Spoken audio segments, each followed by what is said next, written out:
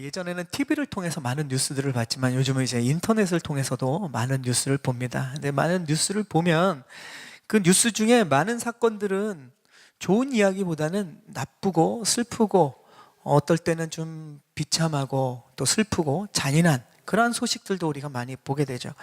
선한 행동들에 대한 이야기보다 이 악한 행동의 결과들, 그것으로 인해서 피해를 입는 사람들, 이러한 뉴스들을 우리가 더 많이 보는 것 같습니다. 우리는 그런 세상 가운데 살아가고 있죠. 그러면서 우리는 이런 의문을 갖게 됩니다. 왜 세상에 악이 존재하는 걸까? 이런 궁금증을 갖게 되죠. 엘레노어 스텀프라는 교수는 이렇게 얘기했습니다. 이 말이 가장 사실은 거기에 대한 그냥 직설적인 답인 것 같아요. 악에서 자유로운 장소나 시간은 존재하지 않는다. 지구는 고통의 눈물로 흠뻑 젖어 있다. 그러니까 세상에 악이 존재하는데 모든 곳에 그 악이 존재한다는 거예요. 그래서 누구도 그 악에서 자유로울 수 없는데, 그러한 악을 우리가 경험하게 되면, 우리가 또 듣게 되면 우리는 이런 생각을 하는 거죠. 도대체 왜 악이 이 세상에 존재하는가? 악은 어디서부터 왔는가? 이러한 의문을 갖게 됩니다. 세상을 보면 지식은 점점 더 쌓여가지 않습니까? 과학기술은 엄청나게 발전되어 있습니다. 요즘 다 아시는 거지만 이 AI를 통해서 계속 정보는 상상을 초월하는 정도로 정보는 쌓여가고, 이 정보를 통해서 우리가 무언가를, 미래를 내다보고 있는데, 이 수많은 세상의 지식과 지혜와 정보를 가지고 정작 이 악은 줄어드는 것이 아니라 더 늘어나는 모습들을 우리가 본다는 것은 참 아이러니한 일인 거죠. 오히려 악인들은 더 번성하고 악인들의 행동들도 더 심각해지는 세상의 그러한 뉴스들을 우리가 접하게 됩니다. 때로는 우리가 악인들이 많은 이 세상에 살아가면서 하나님께 이렇게 또 질문하죠. 왜 하나님께서는 세상의 악한 사람들을 그대로 두고 보시는가? 왜 그들을 멸하지 않는가? 이런 질문을 우리가 하게 됩니다. 악과 악인에 대해서 하나님께 그 원인을 묻는 것이죠. 하나님을 탓하기도 하고, 또 하나님께 도대체 하나님은 무엇을 하고 계시는가? 여러분은 이런 질문을 하신 적이 없으신가요? 내가 당하는 억울함이 멈추지 않을 때, 또 내가 어떨 때 보면 악과 그러한 악한 행동을 하는 사람들을 통해서 내가 고통받고 있을 때, 그것이 이해가 되지 않을 때 하나님은 지금 어디 계십니까?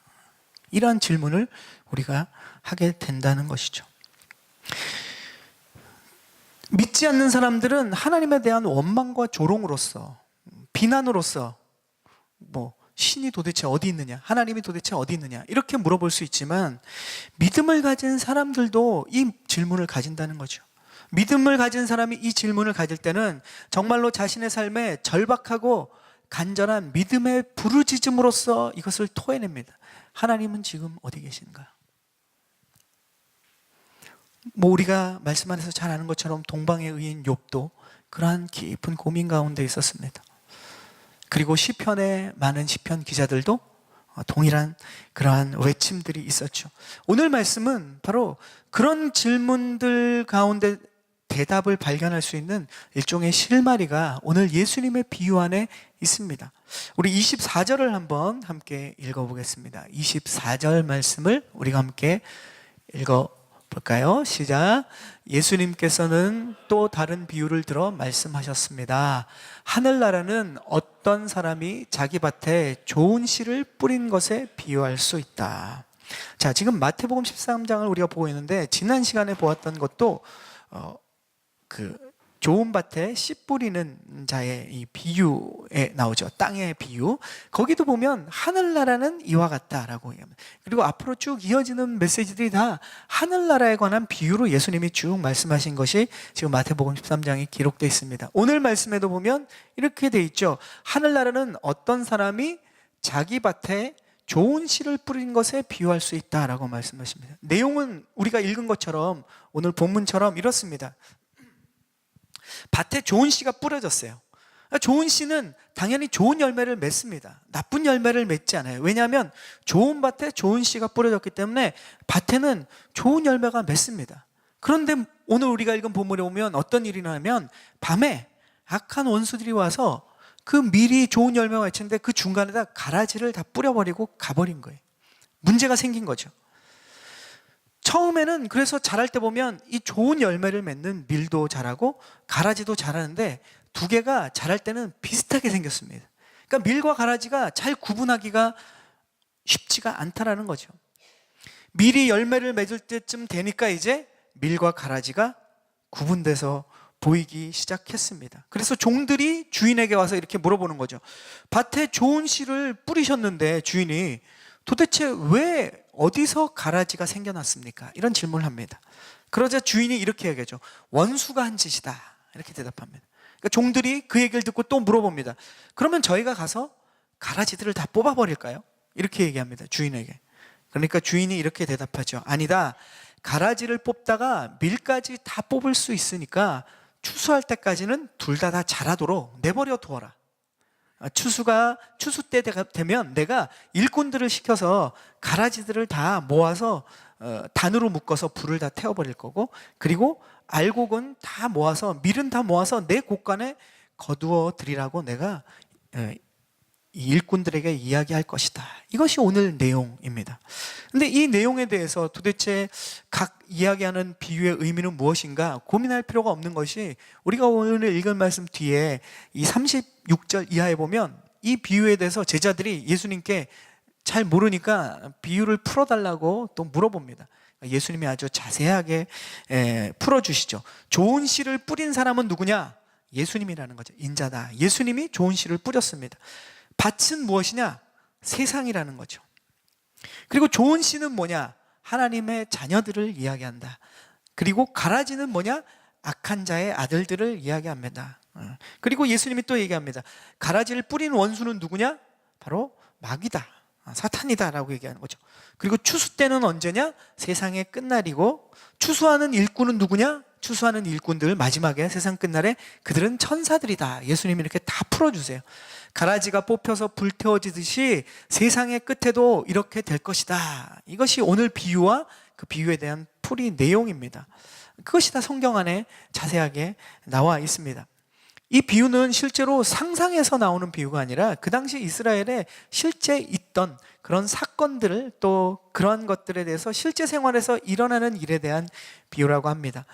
가라지는 밀과 비슷한 독보리라고 부르기도 하고, 또 성경의 어떤 곳에서는 그래서 가라지를 독보리라고 번역해 놓은 것도 있습니다. 이 두 개는 자랄 때는 되게 비슷하게 생겼대요. 근데 나중에 이제 열매 맺을 때가 되면 그 두 개가 차이가 난다고 합니다. 그래서 실제로 로마법에 어떤 게 있었냐면, 남의 밀밭에 그러한 가라지를 뿌리는 사람들에게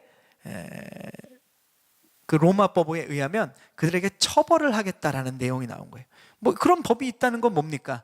누군가 남에게 앙심을 품고 남의 밀밭에 잘 자라는 그 밀밭에서 가라지를 몰래 뿌리고 복수하고 이렇게 하는 거죠. 해코지를 하고 가는 사람들이 실제로 있었다는 거죠. 그러한 사건들을 통해서 예수님은 오늘 이 비유를 하고 있습니다. 이 비유의 마지막 날이 올 때까지 의인과 악인들은 함께 이 세상을 살아간다는 거죠. 함께 살아가야만 하는 이 세상에 대한 이야기를 주님은 하고 있습니다. 예수님이 하신 이 비유를 통해서 우리는 몇 가지를 깨달을 수 있어요. 우리가 그 뒤에 25절부터 27절까지의 말씀을 함께 읽어보겠습니다. 25절부터 시작. 그런데 사람들이 모두 자고 있는 동안 도망갔다. 밀이 줄기가 나서 열매를 맺을 때에 가라지도 보였다. 종들이 주인에게 와서 말했다. 밭에 좋은 씨를 뿌리시지 않으셨습니까? 그런데 도대체 저 가라지가 어디서 생겨났습니까? 자, 여기 등장하는 종들이 의문을 갖지 않습니까? 그 내용이 보니까 세상 사람들도, 그리고 그리스도인들도 하는 질문이에요. 저 가라지가 도대체 어디에서 생겨났습니까?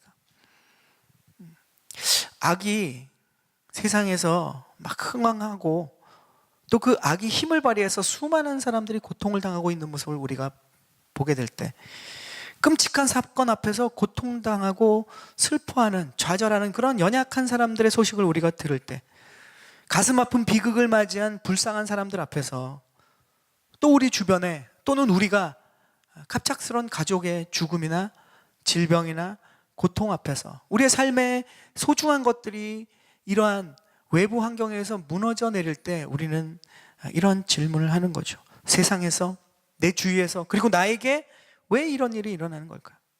원인은 도대체 무엇일까? 이러한 종들의 주인에게 한 질문과 같은 질문이 우리에게 있는 것이죠. 그런데 비유를 통해서 예수님께서 분명히 말씀하시는 것은 이러한 죄악이나 악이나 이러한 고통은 하나님이 우리에게 주시는 것이 아니다라는 거죠. 다시 한번 말씀드리겠습니다. 하나님은 우리에게 악이나 고통을 주시는 분이 아닙니다. 가끔 사람들을 만나면, 그리스도인들을 만나면 이런 얘기를 합니다. 제가 하나님 앞에 바로 서 있지 못해서 하나님이 저한테 벌을 주시는 것 같다고. 거의 99%, 거의 대부분 다 틀린 얘기입니다.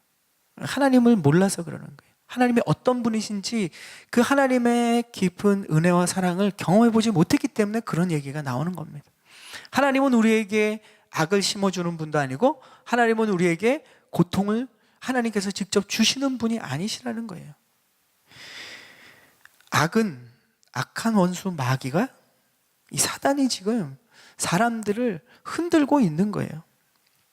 사단은 사람들의 마음에 악을 심어줍니다. 그리고 죄 가운데 있는 사람들은 그 사단이 심어주는 악을 먹고 죄악을 범하면서 살아가는 거예요. 주님이 우리에게 악을 심어주는 분이 아니라는 겁니다. 우리는 오늘 이 비유를 통해서 또 한 가지 이 원수마귀, 이 사탄의 계획에 대해서 우리는 오늘 비유가 이야기하고 있습니다. 사탄은 가라지를 통해서 믿음으로 살아가는 우리에게 썩어질 세상의 것들로 자꾸 혼란을 준다는 거예요. 우리는 가만두면 밀로 아름다운 열매를 맺게 될 텐데 사탄이 와서 우리에게 가라지를 뿌리는 거예요. 실제로 가라지는 밀이 자랄 때 그 많은 밀에게 가야 될 영양분을 이 가라지가 다 뺏어 먹습니다. 생명을 얻어서 풍성한 열매를 맺어야 되는 우리에게 그것을 방해하는 사단은 세상의 악 또는 악인 또 악인의 행동으로 악행으로 우리를 방해합니다. 우리는 그런 세상 속에서 살아가고 있습니다. 그래서 우리는 하늘나라를 소망하면서 믿음으로 살아가지 않으면, 오늘 이 비유는 하늘나라에 대한 비유다라고 분명히 주님이 서두에 말씀하고 계시는 거예요. 하늘나라를 소망하면서 우리가 믿음으로 살아가지 않으면 가라지의 영향을 받는 인생으로 살아갈 위험이 우리에게 언제나 도사리고 있다는 것을 우리는 기억해야 됩니다. 이런 위험한 상황에서 예수님은 어떻게 반응하시는가? 우리 읽었던 오늘 본문의 뒷부분 마지막을 읽어보겠습니다. 우리 28절부터 30절까지의 말씀입니다. 28절부터 시작. 그러자 주인이 대답했다. 원수가 한 짓이다. 종들이 물었다. 저희가 가서 가라지를 뽑아버릴까요? 주인이 대답했다. 아니다. 가라지를 뽑다가 밀까지 뽑을 수 있으니 추수할 때까지 둘 다 함께 자라도록 내버려 두어라. 추수 때 내가 일꾼들에게 먼저 가라지를 모아 단으로 묶어 불태워버리고 밀은 모아 내 곳간에 거두어 드리라고 하겠다. 자, 지금 마지막에 주인의 반응이 바로 예수님의 반응입니다. 주님께서는 무엇을 얘기하냐? 가라지와 밀과 함께 있는 이런 상황 속에서 무엇을 하시느냐? 주님은 기다리십니다. 굉장히 중요한 부분입니다. 주님은 어떤 분이냐? 기다리시는 분이에요. 주님은 왜 기다리실까요? 지금 밀이 가라지 때문에 지금 어려워하고 있는데, 지금 가라지의 영향을 밀이 받고 있는데 왜 주인은 기다리면서 이 밀과 가라지가 함께 자라도록 하는 겁니까? 주님은 이 얘기를 주님은 이 비유에서 이렇게 얘기하지 않습니까? 종들이 가라지를 뽑으려고 하는데 뽑을까요? 라고 얘기할 때 그 가라지를 뽑다가 밀까지 뽑을 수 있다는 거죠. 그러니까 주님의 마음은 무엇입니까? 밀을 보호하려는 거예요. 밀이 다치지 않도록, 밀이 뽑히지 않도록 하려는 것이 주님의 마음입니다. 주님의 기다림은 다른 곳에 있는 것이 아니라 바로 주님의 사람들을 보호하고 그들을 향한 애지중지하는 마음이 있기 때문에 주님의 종들이 악인들을 뽑으려고 하다가 주님의 사람들까지 뽑아버리는 그러한 피해를 당하지 않기를 주님은 원하시는 거예요. 그래서 기다리시는 겁니다. 우리가 주님의 마음을 안다면 우리는 어떻게 해야 됩니까? 사람들을 쉽게 판단하면 안 되는 거예요. 우리도 여기 나오는 비유에 나오는 종들처럼 밀인지 가라지인지 우리가 잘 구분을 못하는 거예요. 종들이 정확히 구분한다면 주인은 종들이 가라지를 뽑는 것에 대해서 반대하지 않죠. 근데 밀과 가라지가 열매가 나기 전까지는 너무 비슷하거든요. 근데 종들은 어떤 능력이 없냐면 그것을 정확히 구분해서 가라지만 뽑을 능력이 없는 거예요. 그러니까 쉽게 가라지와 밀을 판단할 수 없는 겁니다. 주님의 그 마음을 안다면 우리는 사람들을 쉽게 판단하지 말아야죠. 밀인 사람을 우리가 쉽게 가라지로 판단할 수 있는 위험이 우리 가운데 있는 겁니다. 저와 여러분 모두가 그러한 판단 능력이 부족하다는 거예요. 그래서 우리는 이런 생각을 하면 안 됩니다. 사람들을 보면서, 그리스도인들을 보면서 심지어는 저 사람은 구제불능이야, 아니면 세상에 있는 사람을 보면서 저 사람은 안 돼, 저 사람은 하나님을 믿을 자격이 없어. 우리가 볼 때 악한 사람처럼 보이고, 우리가 볼 때 내 마음에 안 드는 사람처럼 보이고, 우리가 볼 때 저 사람은 문제가 있는 사람의 그 문제가 드러날 때 우리는 쉽게 얘기합니다. 저 사람은 그리스도인이 될 자격이 없어, 우리 교회에 올 자격이 없어. 이런 생각을 하는 사람은 하나님의 마음을 정말로 잘 모르는 사람이라는 거예요. 우리가 가라지라고 평가하는 그 사람도 우리가 잘못 지금 보고 있는데 가라지와 밀이 비슷한데 나중에 정말 훌륭한 밀로 자라고 있는 과정인데 우리가 가라지처럼 보일 수 있다는 거예요. 마을 사람들에게 손가락질을 당했지만 복음의 전도자가 된 수가서행의 이방 여인이 그랬어요. 여리고성 사람들에게 가장 악명이 높은 사람이었지만 나중에 자신의 모든 것을 헌신했던 구제의 아이콘이 됐던 삭개오도 그런 사람이었습니다. 그리스도인들을 마구 잡아들여서 악인의 괴수로 유명했지만 이방인의 사도가 되어서 자신의 온 인생을 걸고 복음서를 써내려 갔던 바울도 바로 그런 사람이었습니다.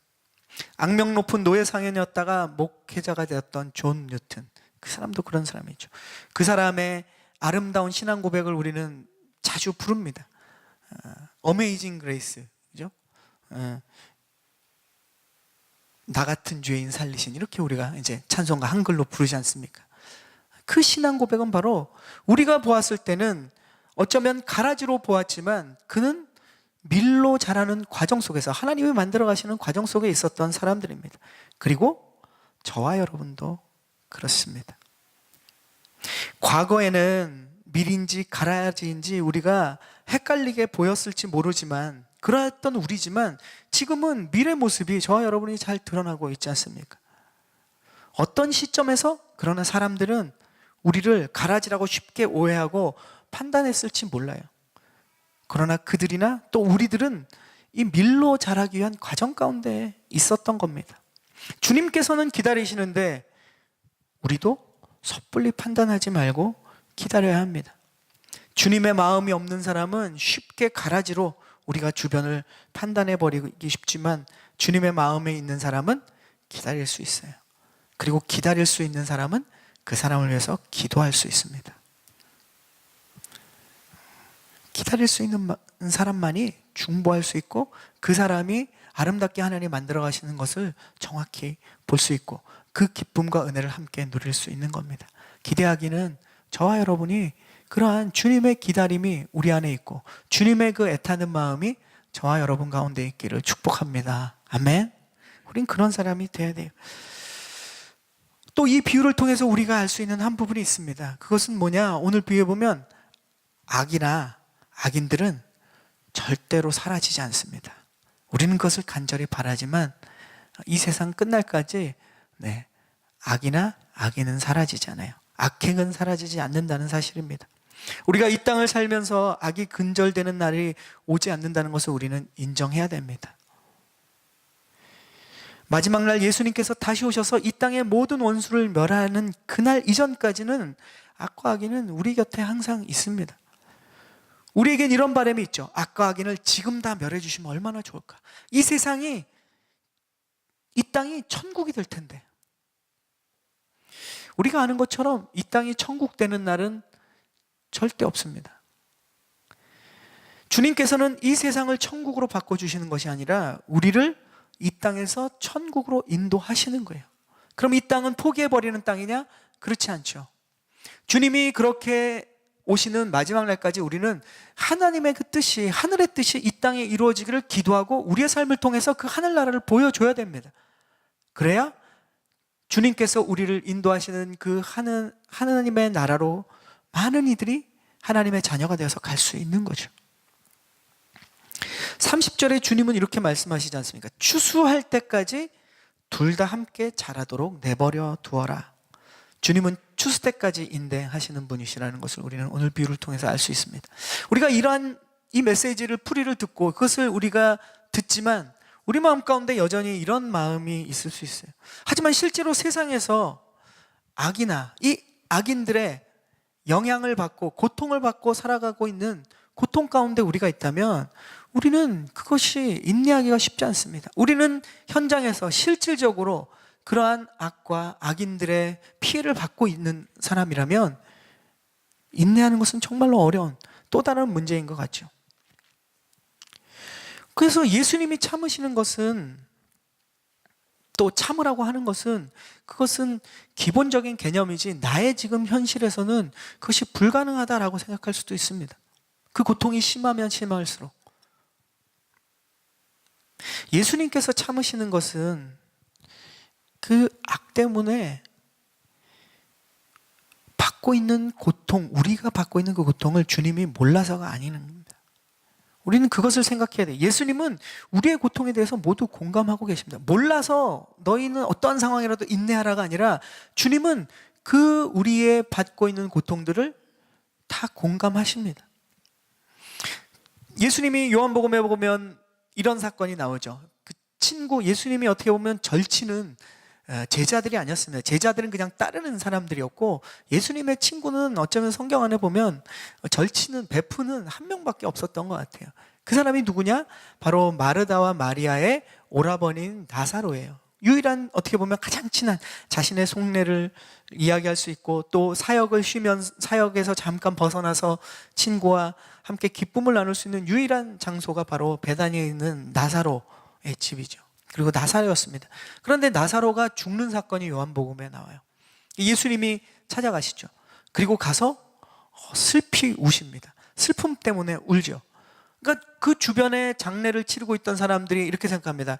야, 저 소경도 눈뜨게 했던 저 예수가 자기 친구가 살아있을 때 왔었으면 고쳤을 텐데 죽어버려서 지금 아무것도 할 수 없으니까 슬퍼서 울고 있구나. 사람들은 이렇게 생각했습니다. 근데 그것은 틀린 것이죠. 왜냐하면 예수님은 이 울음을 그치시고 나서 무엇을 하십니까? 나사로를 살려내시잖아요. 그러니까 예수님은 나사로가 죽어서 자기 친구를 더 이상 볼 수 없어서 우신 것이 아니라는 거예요. 어차피 나사로는 곧 살아날 거기 때문에, 예수님이 살리실 것이기 때문에 나사로를 이 땅에서 더 이상 못 보거나 아니면 그가 죽어서 이제 이별할 수밖에 없는 그것에 대해서 우신 것이 아닙니다. 예수님은 그럼 왜 우셨습니까? 나사로의 죽음과 그 죽음을 순포하는 사람들을 보시고 예수님은 우셨어요. 이것은 무엇을 얘기하느냐? 모든 인간이 이 땅을 살아가면서 악 때문에 또 고통 때문에 당하는 그 모든 아픔을 예수님은 통감하시는 거예요. 그것 때문에 그 고통을 아시기 때문에 슬피 우셨던 거죠. 주님은 이 세상의 죄악 때문에 고통받는 것, 또 이 세상의 이 죽음이라는 고통 앞에서 주님은 아파하십니다. 이것이 주님이 우리의 고통을 바라보시는 정확한 관점이에요. 그래서 사람들은 이런 거예요. 주님은 내 입장이 안 돼 봐서 내가 지금 당하는 고통, 내가 당하는 이 어려움, 내가 당하는 이 문제, 이거 모르신다. 이렇게 쉽게 얘기합니다.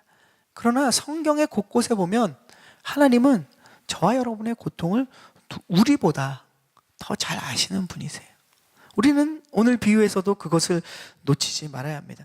주님은 우리에게 고통을 주는 분도 아니시고, 나아가 주님께서 우리가 고통당하는 것을 계획하시는 분도 아니고, 주님은 우리의 고통을 아시는 분이라는 거죠.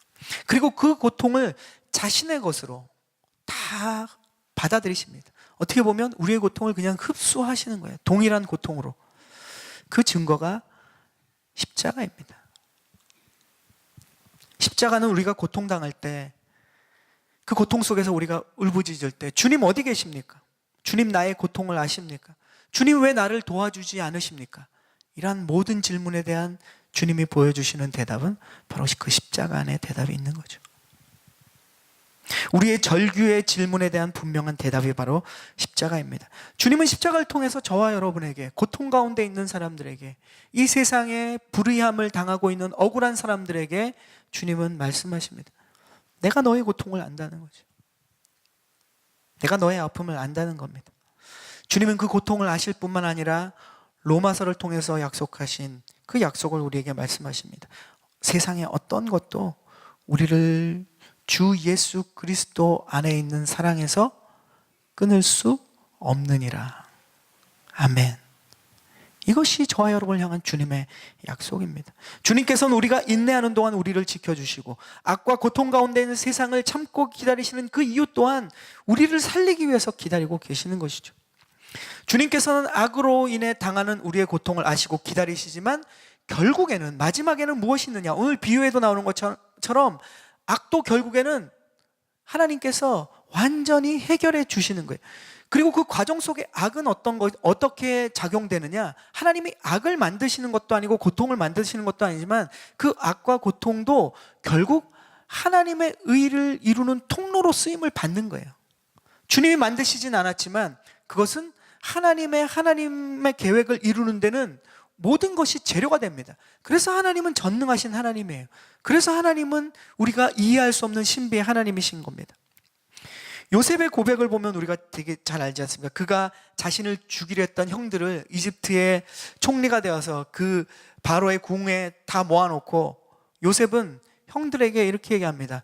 당신들은 나를 해하려고, 죽이려고 했지만 하나님께서는 그것을 선으로 바꿔서 저와 형님들과 우리 가족 모두를 살리고 구원하는 데 사용하셨다는 거죠.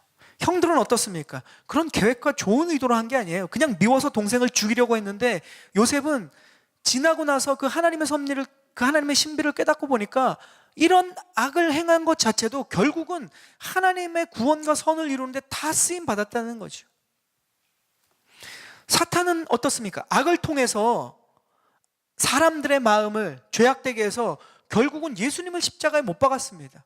예수님이 구원자가 되게 하기 위해서 십자가에 몰아넣은 것이 아니에요. 예수님을 죽이고, 예수님을, 그 하나님의 아들을 이 세상 가운데 하나님의 계획을 실천하지 못하도록 막으려고 십자가에 못을 박았습니다. 그러나 하나님은 예수님의 그 십자가를 어떻게 사용하셨습니까? 그 죽음의 십자가를 구원과 생명의 십자가를 바꿨죠. 그 사망의 십자가를 우리의 모두에게 생명을 주는 것으로 주님은 바꾸셨다는 겁니다. 그래서 우리는 기억해야 됩니다. 악이 득세하는 이 세상 속에서도 언제나 하나님의 선은 존재한다는 거예요. 그리고 악을 이기신 선하신 주님이 저와 여러분의 삶을 다스리고 있다는 것을 우리는 믿어야 됩니다. 그것을 믿지 않으면 이 땅에는 소망이 없어요. 이 땅은 빨리 지나가고 우리는 빨리 하늘나라로 가야 돼요. 그런데 우리가 이 땅에도 소망을 가지고 우리에게 남겨진 이 땅의 삶을 소망 가운데 기대하면서 기쁨으로 천국을 맛보면서 살아갈 수 있는 유일한 이유는 무엇입니까? 이 땅에 모든 악과 죄악과 세상의 것들이 있을지라도 그것을 넘어서서 우리를 붙들고 인도하시는 하나님의 선하심이 저와 여러분을 붙들고 있기 때문에 그렇습니다. 아멘? 우리는 그 신실하신 하나님을 날마다 만나야 돼요. 말씀 가운데도 그 하나님을 만나야 됩니다. 그래야 우리에게 이 땅 살아가는 맛이 있고 소망이 있는 거예요. 악으로부터 오는 고통이 우리를 때로는 어렵게 하고, 때로는 우리의 믿음을 흔들기도 하지만, 인내를 통해서 우리는 믿음이 더 자라기도 하고, 하나님을 더 의지하고 우리는 그 과정 속에서 알아가게 된다는 거죠. 여러분은 세상을 살면서 악의 어떤 모습을 경험해 보셨습니까? 악인 때문에 어떠한 고통을 당해 보셨습니까? 남들에겐 얘기할 수 없는 정말 큰 고통을 당하신 분들도 있을 겁니다. 그리고 우리에게 남겨진 삶 속에서 그러한 악과 악인들, 악행을 통해서 우리가 어떤 피해를 입을지 사실 잘 모릅니다. 그러나 우리가 오늘 말씀을 통해서 나눈 것처럼 기억해야 될 것은 하나님이 모르고 계시는 것이 아니라는 거예요. 하나님은 또 기다리고 인내하고 계신다는 겁니다. 하나님께서 밀과 가라지를 분리해서 심판하러 하시는 그날은 반드시 옵니다. 아멘? 우리가 이것을 믿어야 힘이 나는 거예요. 소망이 있는 겁니다. 그날을 기다리면서 우리는 믿음으로 한 걸음 한 걸음씩 나아가야 됩니다. 그리고 시간과 때와 방법과 모든 것이 내 계획과 내 의지와 내가 원하는 대로 하나님이 그렇게 만들어 가시는 것이 아니라, 때로는 내가 이해할 수 없고 때로는 내가 지치고 때로는 내가 한계 잃은 것 같지만, 그럼에도 불구하고 믿음을 붙잡고 그것을 향해 한 걸음 한 걸음 나아갈 때 그것을 넘게 해주시고 결국은 우리에게 승리를 주시는 주님을 우리가 만나는 거예요. 그러면 우리는 주님 앞에 끊임없이 겸손해질 수 있습니다.